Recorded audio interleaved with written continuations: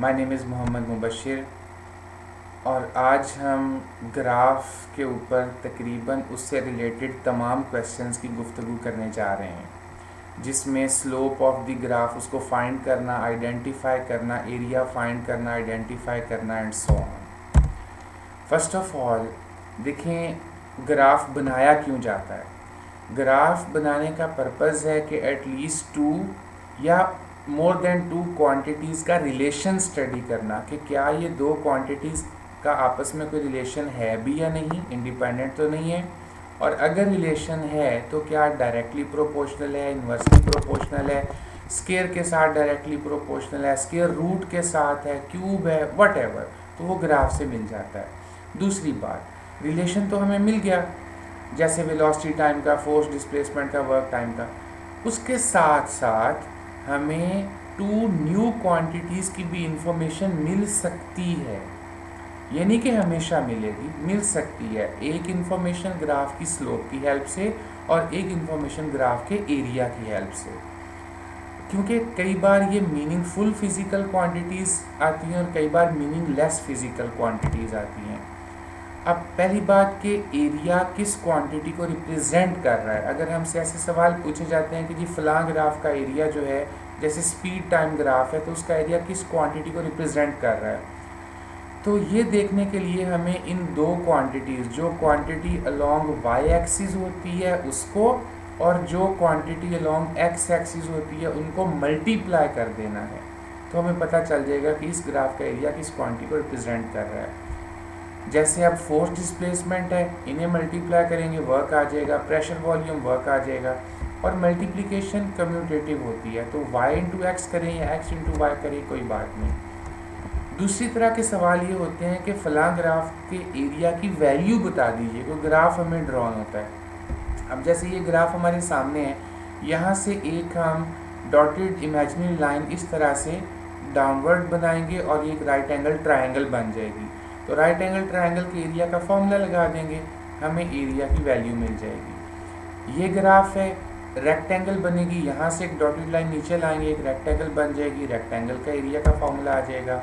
ये सर्कल आ गया, सर्कल का एरिया पाई आर स्क्वायर होता है, यहाँ से पहले डायमीटर ले लें वाई एक्सिस से, एक्स एक्सिस से, और उसके बाद उसका हाफ कर लें, वो रेडियस बन जाएगा। इन शॉर्ट, जो भी ज्योमेट्रिकल शेप हमें गिवन है, ट्रेपीजियम है, सर्कल है, रेक्टेंगल, ट्रायंगल, उसके एरिया का फॉर्मूला अप्लाई कर दीजिए।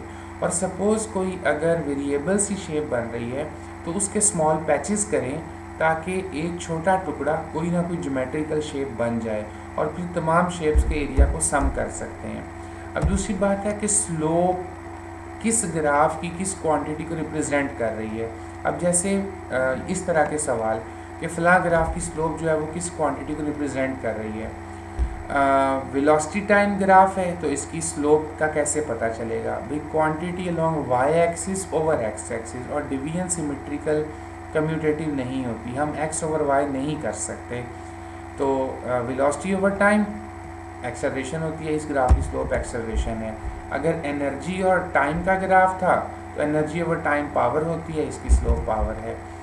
आई ओवर वी 1/r बनता है, ये करंट और वोल्टेज का ग्राफ है, 1/r यानी कि रेसिप्रोकल ऑफ रेजिस्टेंस यानी कि कंडक्टेंस, तो ये उसको रिप्रेजेंट कर रहा है। अब दूसरी तरह के सवाल के ये ग्राफ है, इसकी स्लोप की वैल्यू बताएं कितनी है। अब उसमें हमारे पास 2-3 स्टाइल्स होते हैं क्वेश्चंस के। पहला स्टाइल ये कि हमें एक्स और वाई एक्सिस की डिवीजन्स, कैलिब्रेशंस गिवन है, तो फिर ग्राफ की स्लोप का फॉर्मूला y2 माइनस y1 और x2 माइनस x1 लगा देते हैं। अब ये y2 y1 x2 x1 क्या चीज़ें हैं, इस ग्राफ के ऊपर कोई से दो पॉइंट कंसीडर कर लें, उनके x और y कोऑर्डिनेट्स ड्रॉ कर लें, जो इनिशियल पॉइंट होगा उसके सबस्क्रिप्ट 1 1, जो फाइनल है उसके 2 2, और अगर ग्राफ स्ट्रेट लाइन ना हो, कर्व्ड हो लाइक दिस, तो फिर जिस पॉइंट पर हमने स्लोप फाइंड करनी है, यहाँ कर्व में हर पॉइंट पर स्लोप मुख्तलिफ है, इस वाले में हर पॉइंट पर स्लोप सेम थी। अच्छा, अब जो कर्व्ड है हर पॉइंट पर स्लोप डिफरेंट है, तो जिस पॉइंट पर हमने स्लोप फाइंड करनी है वहाँ टेंजेंट बनाना पड़ेगा, और उस टेंजेंट की जो है वो हमें फिर स्लोप जो है वो फाइंड करेंगे। हम उस टेंजेंट के ऊपर 2 पॉइंट्स ले लेंगे। एक स्टाइल। दूसरा स्टाइल, अगर हमें एक्स और वाई एक्सिस की कैलिब्रेशन गिवन नहीं है लेकिन हमें एंगल गिवन है, तो उस एंगल का tan ले लें, तब भी स्लोप आ जाएगी। आखिरी तरह के सवाल कि फ़लाँ ग्राफ जो है उसकी स्लोप किस क्वांटिटी को रिप्रेजेंट कर रही है।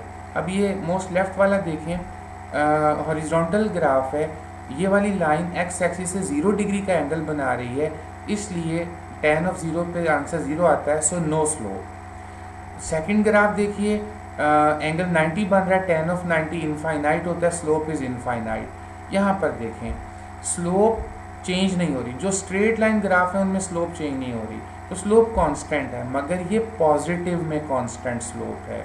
और जो पहली रो का मोस्ट राइट साइड का है, इसमें स्लोप नेगेटिव में कांस्टेंट है, क्योंकि डिक्लाइनिंग ग्राफ है, स्लोप नेगेटिव है। आप y2 माइनस y1 और x2 माइनस x1 करें, आंसर नेगेटिव आता है।